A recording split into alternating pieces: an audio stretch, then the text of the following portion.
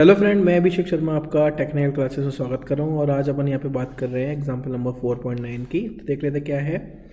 A mild steel rod 20 mm diameter and 300 mm long is enclosed centrally inside a hollow copper tube of external diameter 30 mm and internal diameter 25 mm। यानी इन्होंने बताया कि एक mild steel की rod है जो आपको दिखाई दे रहा है, यहाँ पे शो भी कर रखा है इन्होंने। एक माइल्ड स्टील की रॉड है जो कि आपकी एक हॉलो जो कॉपर वायर है या हॉलो कॉपर ट्यूब बोल सकते हैं उसके अंदर इनक्लोज है, जिसका बाहर का डायमीटर 30 दे रखा है, अंदर का डायमीटर 25 दे रखा है और इसका 20 दे रखा है।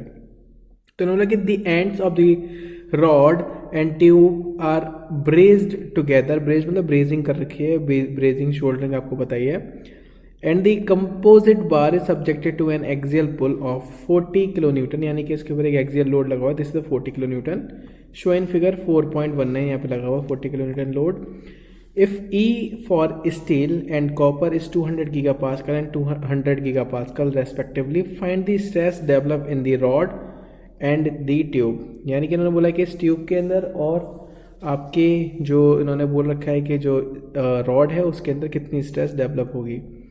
तो सबसे पहले आपको बात करें स्ट्रेस की, तो आपको ये दो स्ट्रेस निकालनी है कि स्टील के अंदर कितनी स्ट्रेस डेवलप हो रही है और आपकी कॉपर ट्यूब के अंदर कितनी स्ट्रेस डेवलप हो रही है। तो सबसे पहले मुझे यहाँ पे क्या है कि बेसिक चीज़ देख समझनी पड़ेगी कि बेसिक चीज़ क्या है। आप सबसे पहले ध्यान से देखिए कि अगर मैं लेट सपोज दैट यहाँ पे अगर एक चीज़ देखता हूँ कि अगर मुझे एरिया ऑफ स्टील निकालना है, एरिया ऑफ स्टील की बात करूँगा तो π/4 हो जाएगा और वो वैल्यू होगी आपकी डी स्क्वायर की। तो जो डी स्क्वायर है वो उसका हॉलो डी स्क्वायर हो गया। हॉलो डी स्क्वायर का मतलब क्या है कि 20 का स्क्वायर हो जाएगा, क्योंकि 20 का डायमीटर दे रखा है उसने अंदर वाली जो ट्यूब है, जो कि आपकी सॉलिड एक तरीके से बोल सकता हूँ मैं।